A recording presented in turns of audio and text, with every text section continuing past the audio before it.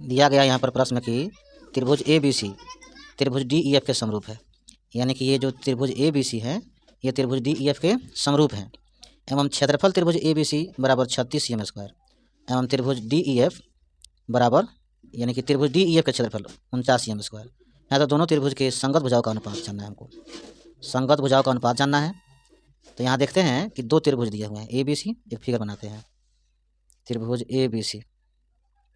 एक और बनाते हैं त्रिभुज हम डी ई एफ, इसको मान लेते हैं डी ई एफ। कह रहा है कि त्रिभुज ए बी सी का क्षेत्रफल 36, यानी कि ए बी सी इसका क्षेत्रफल 36 cm स्क्वायर है, और क्षेत्रफल डी ई एफ यानी डी ई एफ का क्षेत्रफल दे दिया है 49 cm स्क्वायर, दोनों का क्षेत्रफल दे दिया है। तो कहता है कि दोनों के यानी दोनों में संगत भुजाओं का अनुपात, संगत भुजा का मतलब ए बी और डी ई का अनुपात निकालिए, या बी सी अनुपात ई एफ का निकालिए, या ए सी का अनुपात डी एफ का निकालिए, किसी एक का अनुपात निकाल देना है। ऐसा अगर देता है प्रश्न तो आप देख करके ही मालूम कर सकते हैं आंसर। भुजा का अनुपात निकालना हो, क्षेत्रफल दिया हो, दोनों का वर्गमूल निकाल दीजिएगा। 36 का वर्गमूल 6, 49 का वर्गमूल 7, यानी कि 6:7, 6:7 हम आंसर लिख सकते हैं। 36 का वर्गमूल 6, 49 का वर्गमूल 7, 6/7 अनुपात 6:7। ये ऑब्जेक्टिव में होगा तो यहीं से देख करके बना लेंगे, लेकिन सब्जेक्टिव में होगा तो इस प्रकार के बनाएंगे। फिगर बनाने के बाद लिखेंगे कि एरिया ऑफ त्रिभुज ए बी सी बटा एरिया ऑफ त्रिभुज डी ई एफ बराबर, ये आपका रूल है कि त्रिभुज अगर दो त्रिभुज अगर समरूप होते हैं तो उनके संगत भुजा का वर्ग हो जाता है, क्षेत्रफल का अनुपात और संगत भुजा के वर्ग दोनों बराबर हो जाते हैं। तो हम लिख सकते हैं ए बी बटा डी ई, ए बी बटा डी ई का होल स्क्वायर, यानी दोनों त्रिभुज के क्षेत्रफल का अनुपात हो गया, तो इनके कोई भी एक भुजा का हम वर्ग कर सकते हैं। ए बी बटा डी ई का स्क्वायर, या बी सी बटा ई एफ का स्क्वायर, या ए सी बटा डी एफ का स्क्वायर लिख सकते हैं। तो क्षेत्रफल दे दिया है 36 cm स्क्वायर, इसका दे दिया है 49 cm स्क्वायर बराबर ए बी बटा डी ई का होल स्क्वायर। cm स्क्वायर से cm स्क्वायर यहाँ पर कट गया, 36 हो गया। तो हम चाहेंगे कि तो 6/7 कर सकते हैं स्क्वायर, क्योंकि 6 का स्क्वायर 36, 49 का स्क्वायर 7 का स्क्वायर 49 हो जाता है, और ए बी बटा डी ई का होल स्क्वायर। ये स्क्वायर से स्क्वायर कैंसिल कर दिए, इसलिए ए बी बटा डी ई बराबर 6/7, या चाहेंगे तो इसको ए बी अनुपात डी ई बराबर 6:7 आंसर लिख सकते हैं।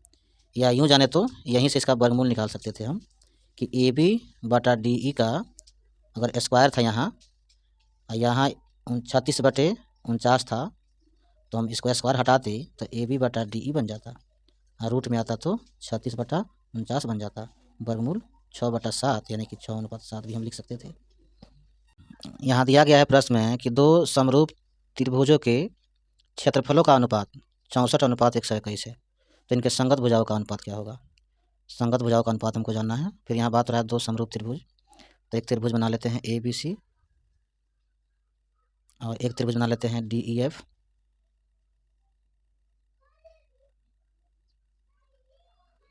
कहता है कि दो समरूप त्रिभुजों का क्षेत्रफल, यानी कि दोनों त्रिभुज आपस में समरूप है, तो इनके क्षेत्रफल का अनुपात दे दिया, एक 64 हो गया और एक 121 हो गया। तो इनके संगत भुजाओं का अनुपात क्या होगा। संगत भुजा का अगर अनुपात जानना है, यानी कि संगत भुजा ए बी बटा डी ई, या बी सी बटा ई एफ, या ए सी बटा डी एफ जानना है हमको। तो अगर क्षेत्रफल दिया रहता है तो इसका वर्गमूल निकाल देंगे। 64 का वर्गमूल 8 हो गया, 121 का वर्गमूल 11 हो गया। तो इसका अगर ये ऑब्जेक्टिव में आता है तो सीधे वर्गमूल निकाल करके आंसर लिख देंगे, 8:11 बन जाएगा। 64 का वर्गमूल 8 बना लेंगे, और 121 का वर्गमूल 11 बना लेंगे, तो 8:11 आंसर आपका हो जाएगा। लेकिन यदि सब्जेक्टिव में आता है तो सब्जेक्टिव के लिए लिखेंगे कि त्रिभुज यानी कि एरिया ऑफ त्रिभुज ए बी सी बटा एरिया ऑफ त्रिभुज डी ई एफ। एरिया का मतलब होता है क्षेत्रफल, इसको हम ऐसे पढ़ सकते हैं त्रिभुज ए बी सी का क्षेत्रफल बटा त्रिभुज डी ई एफ का क्षेत्रफल बराबर कोई एक भुजा लेंगे ए बी जब लेंगे तो यहाँ डी ई लेंगे का होल स्क्वायर।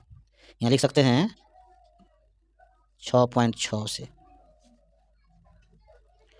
तो इसका क्षेत्रफल दे दिया है 64/121 बराबर ए बी बटा डी ई का होल स्क्वायर। स्क्वायर इधर से हटता है तो रूट आकर बन जाता है, तो 64/121 बराबर ए बी बटे DE। 64 का वर्गमूल 8 हो गया, 121 का वर्गमूल 11 हो गया, बराबर AB बटा DE। या हम लिख सकते हैं AB अनुपात DE बराबर 8:11। ये आपका आंसर हो गया। पहले भी आपको हम बता दिए थे कि वर्गमूल निकालने से बन जाता है। ये जो आपका दिया गया है रूल है, ये रूल क्या है आपका? रूल कहता है प्रमेय 6.6।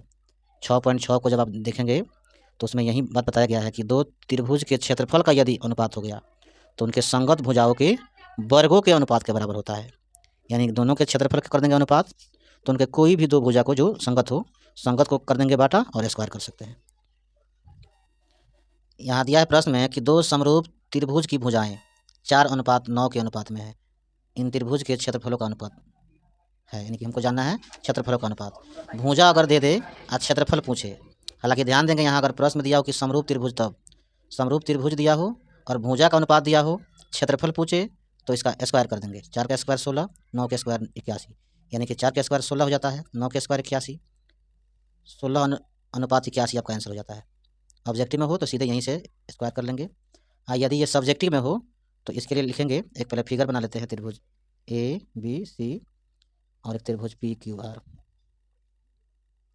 भुजा है, याद रखेंगे क्षेत्रफल नहीं है, ये भुजा है तो यहाँ 4 मानेंगे, इसका भुजा यहाँ 9 मानेंगे और हमको क्षेत्रफल का अनुपात निकालना है तो लिखेंगे कि त्रिभुज ABC समरूप त्रिभुज PQR होने से तो एरिया ऑफ त्रिभुज ABC बटा एरिया ऑफ त्रिभुज PQR माने हैं तो इसलिए लिखेंगे यहाँ पर PQR। DF मानते तो हम DEF लिखते। तो AB बटे PQ का होल स्क्वायर। तो हमारा भुजा दिया हुआ है ना कि क्षेत्रफल, क्षेत्रफल नहीं दिया तो ऐसा ही छोड़ देंगे। भुजा दिया है तो भुजा एक 4 है, एक भुजा 9 है, स्क्वायर कर देंगे। 4 के स्क्वायर 16, 9 के स्क्वायर 81 या 16:81, ये आपके क्षेत्रफल का अनुपात आ जाता है। अगर भुजा दिया हो और क्षेत्रफल पूछे तो स्क्वायर कर देंगे, और क्षेत्रफल दिया हो भुजा करे तो वर्गमूल निकाल देंगे।